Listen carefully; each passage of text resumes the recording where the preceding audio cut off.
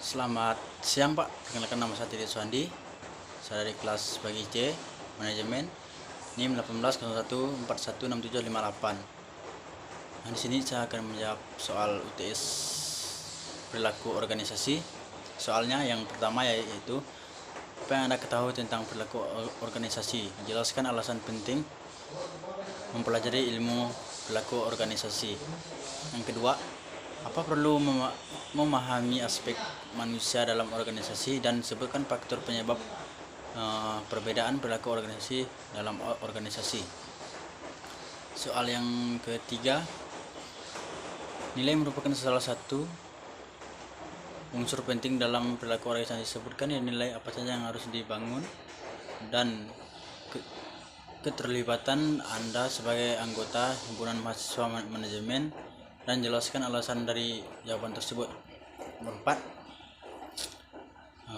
salah satu faktor yang paling penting dalam suatu organisasi adalah komunikasi yang dibangun agar anggota organisasi. Komunikasi apa saja yang Anda dapat bangun dalam keterlibatan Anda sebagai anggota organisasi, atau sebutkan organisasi yang Anda ikuti dan bagaimana bentuk komunikasinya.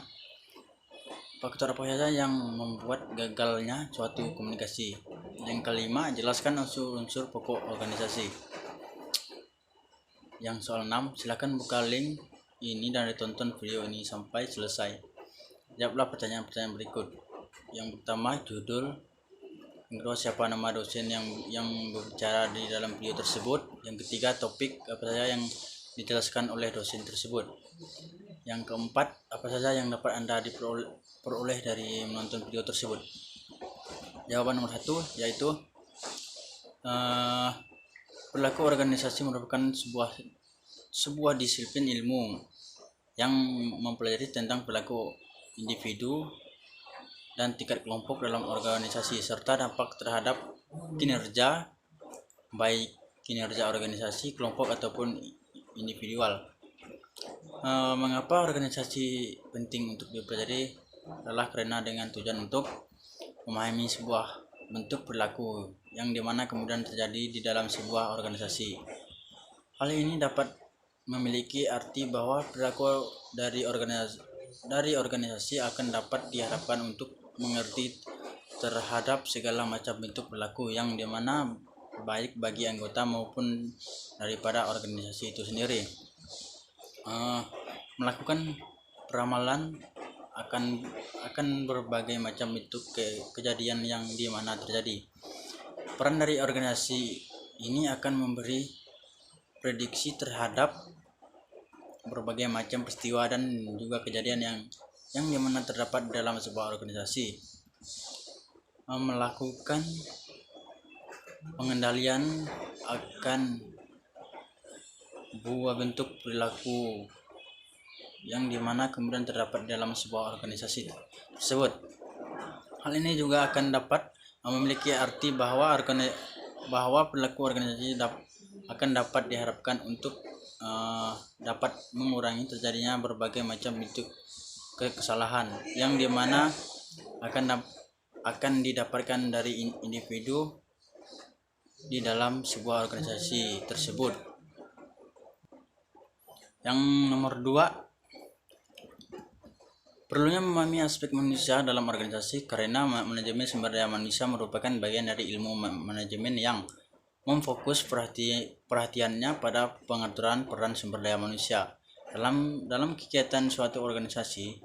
Faktor penyebab perbedaan perilaku individu dan organisasi adalah yang pertama, ciri-ciri biologis, yang kedua, kepribadian, yang ketiga, kemampuan, yang keempat, pembelajaran atau belajar, yang kelima, sikap, yang keenam, prestasi, yang ketujuh, kemampuan kerja, dan yang ke-8, stres. Nomor 3, pemeran sumber daya manusia dalam berorganisasi sangatlah penting karena sumber daya manusia ini sebagai pengelola sistem agar sistem ini tetap berjalan.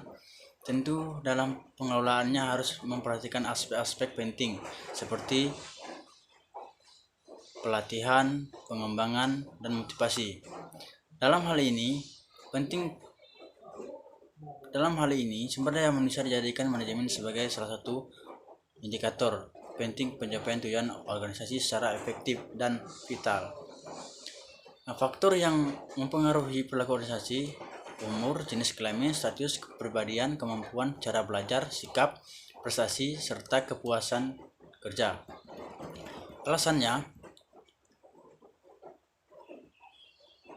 dengan jawaban di atas, karena manusia di dalam berorganisasi sangatlah penting, karena sumber daya manusia ini sebagai pengelola sistem. Agar sistem ini tetap berjalan, tentu dalam pengelolaannya harus memperhatikan aspek-aspek penting seperti pelatihan, pengembangan, dan motivasi. Jawaban yang keempat adalah komunikasi horizontal. Komunikasi horizontal ini adalah sebuah komunikasi yang bersifat sejajar. Dengan kata lain, komunikasi ini hanya dilakukan oleh pengurus dengan pengurus atau dengan pengurus, ataupun anggota dengan anggota. Karena bersifat segaris, komunikasi ini biasanya terjadi secara langsung, baik dengan meliputi tatap muka atau menggunakan media. Faktor-faktornya adalah struktur organisasi, perbedaan status, kekurangan rasa percaya, pemilihan saluran komunikasi yang tidak tepat, iklim komunikasi yang tertutup, membloknya informasi, komunikasi yang tidak etis. Itulah faktor-faktor yang mempengaruhi gagalnya komunikasi. Yang kelima, unsur-unsur pokok organisasi ialah sebagai berikut. Yang pertama, sebagai wadah atau tempat untuk bekerja sama. Organisasi ini merupakan suatu wadah atau tempat di mana orang-orang dapat bersama untuk mencapai satu tujuan yang telah ditetapkan. Tanpa adanya organisasi, menjadi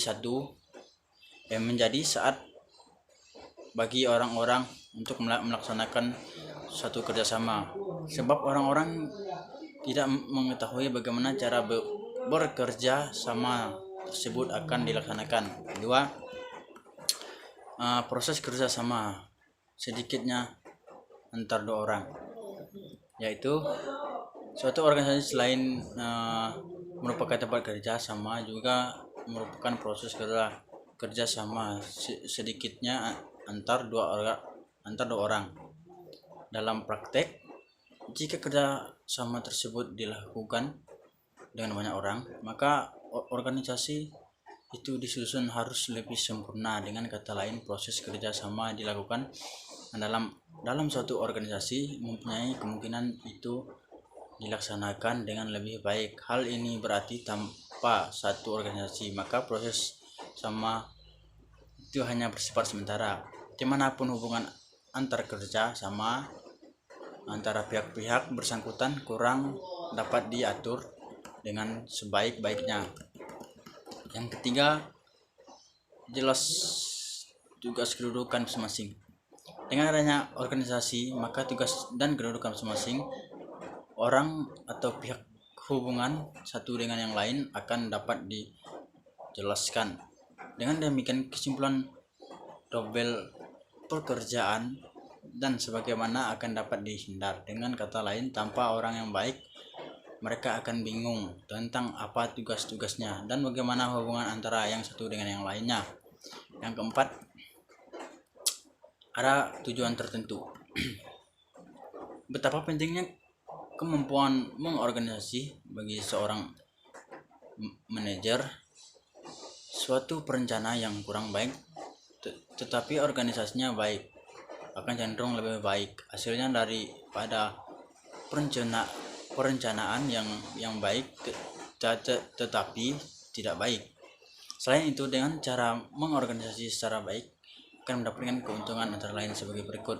Pelaksanaan tugas pekerjaan mempunyai kemungkinan dilaksanakan secara efisien dan efektif.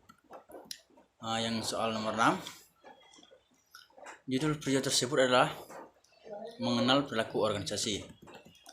Nama dosen yang berbicara dalam video tersebut adalah Ratu Purbasari. Dia asal dari administrasi bisnis UNPAD.